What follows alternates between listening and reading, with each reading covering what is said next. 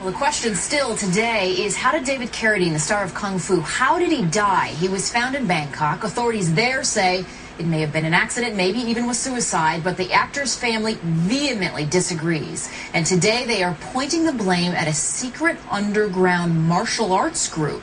Could they have played a role? Laura Bush goes on the record. Their time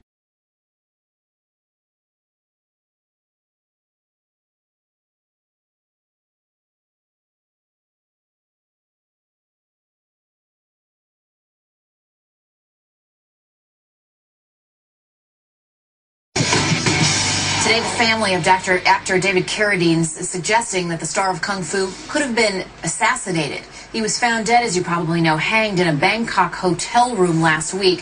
Authorities there are looking at suicide, possibly even an accident, they say. But his relatives say he may have been killed for trying to expose a shadowy martial arts secret society. Craig Reed is a writer who right now is finishing an article called The Ultimate Guide to Martial Arts Movies of the 70s for Black Belt magazine. Craig, what are we talking about here, a secret society of martial arts assassins? Well, good morning, Jane. First of all, I'd like to thank you for having me on this show, and my heartfelt thoughts go out to David's family. And it's actually a book that I'm writing and not an article. And to explain to me what groups we're talking about here. Who are these groups? Well, it's important from a historical perspective to understand where the triads originated from. But essentially, there are two kinds of triads today. It's what is called the good and the bad triad. Now, each triad has their code of honor, loyalty, and respect.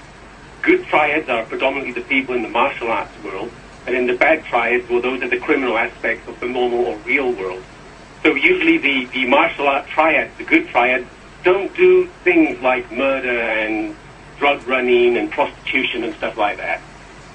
You know, it reminds me of the story of the death of Bruce Lee so many years ago, that people didn't believe it was actually a medical condition that killed him. They thought it was this triad group. Well, they thought that the triads might have been involved, and how that all works, actually, is if somebody was to insult or disrespect a member of a triad, whether it be on purpose or inadvertently, excuse me, somebody would get a warning, and they would say, you know, discontinue these sort of insults and disrespect.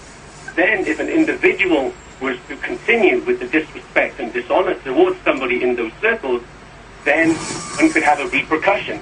But basically, no one is untouchable. It sounds like his family members are saying, or theorizing, that maybe he was trying to uncover some of these groups. I mean, why would he go out of his way to do that? Well, the thing about being involved in martial arts is about understanding the history of martial arts and understanding where a lot of these from.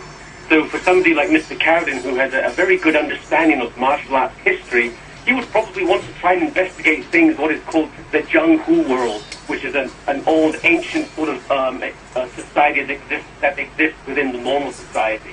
But chances are, if he was trying to investigate or find out things in these martial arts societies, they wouldn't do anything nasty like this. Yeah, Craig, I mean, that's the bottom line. I guess authorities have been pretty clear about saying they don't think anybody was in the hotel room with him, that he was there by himself. They thought it was an accident or suicide. What do you think? Well, again, I don't know all the details, and I'm sure none of us will for a while.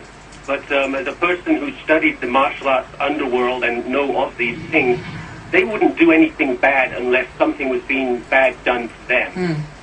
Interesting. Craig Reed, as I said, is a writer and author who's working on a book about the guide to the martial arts movies of the 70s. Craig, thanks for your time. Well, thank you very much. all kinds